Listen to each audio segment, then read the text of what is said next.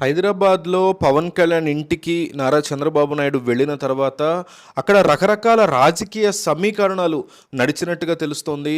కేవలం ఒక వర్గాన్ని సాటిస్ఫై చేసేటువంటి ఉద్దేశంతో మాత్రమే కాకుండా తమ పార్టీకి అట్లాగే పొత్తులో ఉన్న జనసేన పార్టీకి మధ్య ఉన్నటువంటి పరిస్థితులేంటి? సీట్ల పంపకం ఎట్లా ఉండాలి? బీజేపీ వచ్చి జాయిన్ అయ్యే పరిస్థితి ఉందా? ఎందుకంటే కిషన్ రెడ్డి కూడా రీసెంట్‌గానే ఎట్టి పరిస్థితుల్లో పొత్తులు పెట్టుకోదు బీజేపీ ఇక మీదట అనేటువంటి వ్యాఖ్య కూడా చేసేసిన తర్వాత ఆంధ్రప్రదేశ్‌లో ఎలక్షన్ విషయంలో మోడీ చంద్రబాబుతో కలిసి వస్తారా? మోడీ చంద్రబాబుని నమ్ముతారా?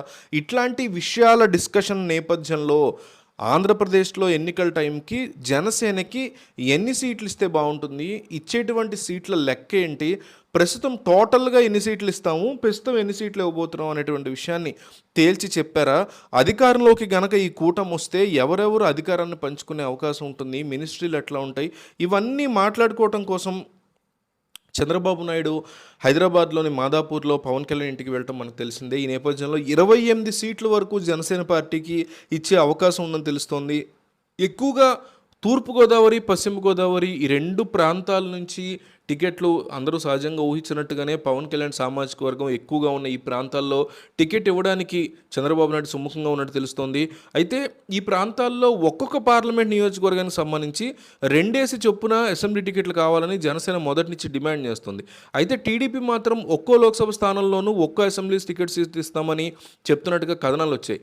ఈ సమయంలో 28 స్థానాల మీద ప్రస్తుతానికి వీళ్ళ మధ్య క్లారిటీ వచ్చినట్టు తెలుస్తోంది. ప్రధానంగా భీమిలి నియోజకవర్గాన్ని పవన్ కళ్యాణ్ డిమాండ్ చేస్తున్నారు సందీప్ పంచకర్ల కోసం. అయితే ఈ దఫా టీడీపీ నేత గంటా శ్రీనివాసరావు ఆ స్థానం నుంచి పోటీ చేయడానికి ప్లాన్ చేస్తున్నారు.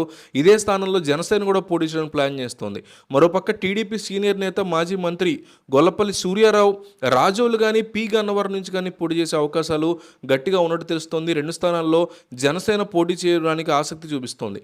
రాజోలు నియోజకవర్గాన్ని జనసేన తన కంచుకోటగా చెప్పుకుంటున్న నేపథ్యంలో సెంటిమెంట్గా చూసినా తొలిసారి పార్టీ గెలిచిన స్థానం కావడంతో ఆ స్థానాన్ని ఖచ్చితంగా వదులుకోవడానికి తెలుగుదేశం పార్టీ సిద్ధమవుతోంది. పి గన్నవరం విషయానికి వస్తే ఈ నియోజకవర్గంలో వైసీపీ ఎమ్మెల్యే కొండేటి చిట్టిబాబు కార్యకర్తల్లోనూ ప్రజల్లోనూ అసంతృప్తిని నింపుకున్నారు. సో ఇక్కడ కూడా జనసేన తన గెలుపు ధీమా వ్యక్తం చేస్తోంది. ఈ సమయంలో గొల్లపల్లి ఎలాంటి నిర్ణయం తీసుకుంటారన్నది ఆసక్తిగా మారింది. ఇదే సమయంలో టీడీపీ సీనియర్ నేత గోరంట్ల బుచ్చే చౌదరి వరుసగా గెలిచిన రాజమండ్రి రూరల్ నియోజకవర్గం కూడా జనసేన ఖాతాలో పడుతోంది. ఇక్కడ నుంచి జనసేన తరఫున ఆ పార్టీ కీలక నేత కందుల దుర్గేష్ పోటీ చేస్తారని చెప్తున్నారు. ఈ సమయంలో బుచ్చే చౌదరికి ఏ స్థానం ఇస్తారు చంద్రబాబు అనేది హాట్ టాపిక్గా మారింది. ఓవరాల్గా 28 స్థానాలు ఏంటి అనేది ఒక చూచాయిగా మనం అనుకుంటే జనసేనకి ఇవ్వబడిన స్థానాలు ఇవి: నెల్లిమర్ల, భీమిలి, గాజువాక, యలమంచిలి లేదా Pendurthi, Paderu, Rajanagaram, Rajahmundry rural, Kakinada rural, Pithapuram, P Gannavaram, Razole, Narsapuram, Bhimavaram, Tadepalli, Unguturu లేదా ఏలూరు, నిడదవోలు లేదా తణుకు, కొవ్వూరు, అవనిగడ్డ, విజయవాడ వెస్ట్, పెడన, తెనాలి, గుంటూరు వెస్ట్, గిద్దలూరు, దర్శి, నెల్లూరు, తిరుపతి, మదనపల్లి, రాజంపేట ఈ నియోజకవర్గాలు, అట్లాగే మొత్తం మీద ఒక 28 నియోజకవర్గాలు జనసేన పార్టీ పోటీ చేసేటువంటి అవకాశం కనిపిస్తోంది పొత్తులో భాగంగా.